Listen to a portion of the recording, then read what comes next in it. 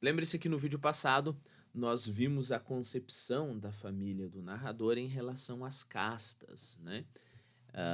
É claro aqui, vale enfatizar, as castas não são algo como, sei lá, as castas na Índia, né? É extremamente claro, né? Você tem uma determinada família e você é daquela casta, né? Então é mais ou menos, como é que eu posso dizer? As divisões são mais ou menos eh, foscas, não definidas, né? Mais ou menos. E lembre-se, essa é a concepção da família, né?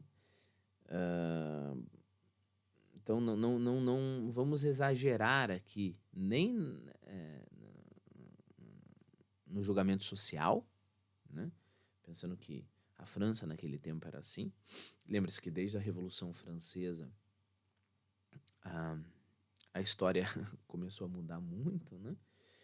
E não vamos exagerar nem na família. Perceba, é a tia-avó que ela fica a ferro e fogo impondo não, mas reforçando essa ideia, né? Aí o resto da família, mais ou menos, uns aceitam mais, outros aceitam menos, né? Perceba que a avó, por exemplo, nem só nas suas atitudes em relação a relacionar-se com essas castas que ainda ela tem essa concepção. No julgamento, por exemplo, de modo algum. Né? Mas uma vez o meu avô leu num jornal que o senhor Swan era um dos mais fiéis convivas dos almoços dominicais do Duque de X, cujo pai e tio tinham sido homens de estado de maior evidência do reinado de Luís Felipe. Parênteses aqui, né? Luís Felipe foi rei de 1830 a 1848. Sim, depois da Revolução Francesa. Né? Lembra-se que a história da Revolução. Eu tô sendo simplista, tá bom? Eu tô sendo simplista e ignorante, tá? Mas a história da Revolução Francesa é uma palhaçada que parece a história da nossa proclamação da República, assim, sabe? Nossa, por motivos diferentes, é claro. Mas uma palhaçada que os caras vão lá, fazem, sobem ao poder, né? Tudo bem, existiam alguns motivos muito interessantes, né? Mas os caras sobem ao poder, os mesmos que sobem começam a matar os outros que subiram junto com eles, ficam cada vez mais radicais ali na história de igualdade, fraternidade. E logo depois vem Imperador Napoleão, né? Napoleão junto com a Revolução Francesa vem. é, então é uma palhaçada. Novamente, estou sendo simplista, tá?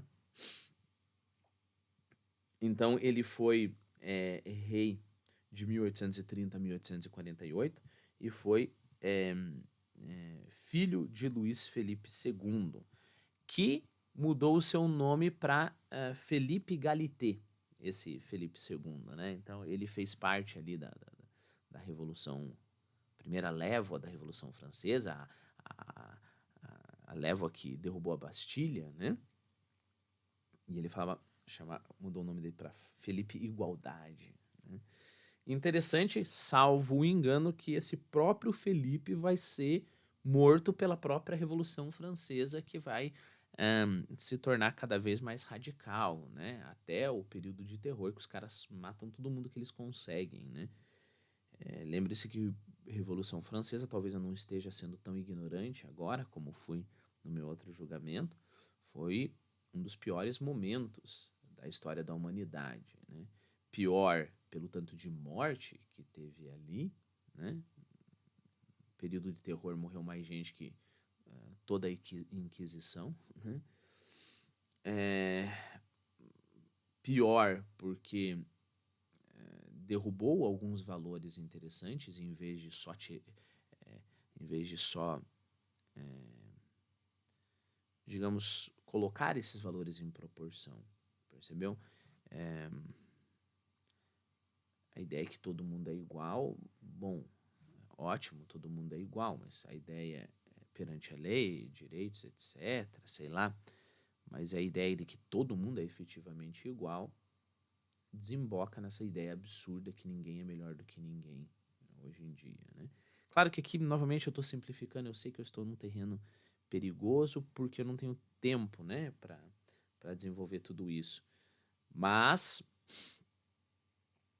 então, por perder muitos valores, né, muito importantes, né, e também a Revolução Francesa é um dos períodos mais horríveis da nossa história pela propaganda que se fez depois, né? Basicamente, os caras foram gênios em fazer propaganda e aí interferir em toda a nossa cultura, né? De forma que nós pensamos com alegria que somos filhos dessa revolução, né? Então, fechei o parênteses aqui. Só mais uma digressão, né? É da natureza da revolução ser cada vez mais extremista, né? Por isso que é tão perigoso assim uma revolução, né?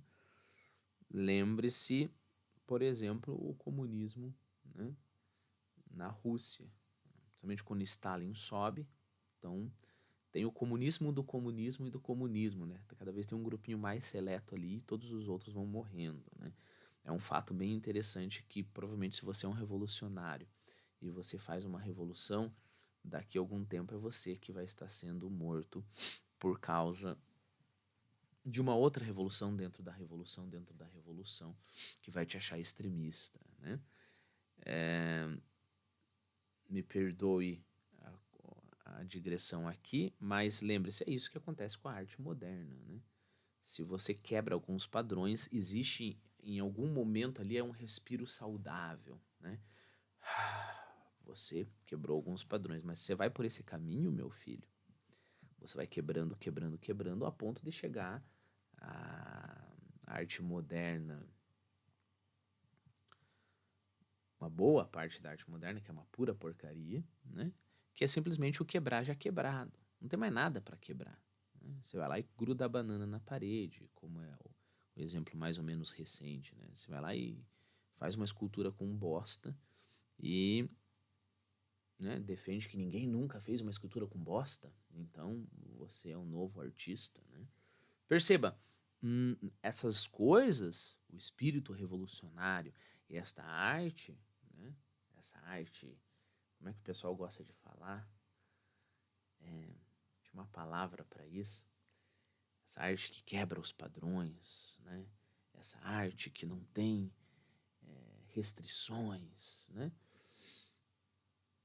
O impulso é o mesmo, né? É o impulso de querer destruir o que está no passado e ter a arrogância enorme, enorme, enorme, enorme de querer fazer tudo novo, né? Isso que tudo novo se fez. A mesma arrogância que tem um revolucionário de dizer que todo desenvolvimento político, cultural, filosófico, como foi o caso de muitas revoluções, Revolução Francesa e etc., é a arrogância de um artista que finalmente agora quer fazer a sua própria expressividade, né? Fechei o longo parênteses, mas eu acho que eu deixei o vídeo extremamente longo. Mais uma vez o meu avô leu, mas uma vez o meu, o meu avô leu num jornal que o senhor Swan era um dos mais fiéis convivas dos almoços dominicais do Duque de X, cujo pai e tio tinham sido os homens de estado de maior relevância no reinado de Luís Felipe. Então eu falei que Luís Felipe era filho do Luís Felipe II, que era o Felipe Galité, que fez parte e morreu, salvo engano, na Revolução Francesa. Ora, meu avô era curioso de todos os pequenos fatos que poderiam auxiliá-lo a penetrar em pensamento na vida privada de homens como Molé. Molé foi primeiro-ministro na França de 1836 a 1839 e em 1848.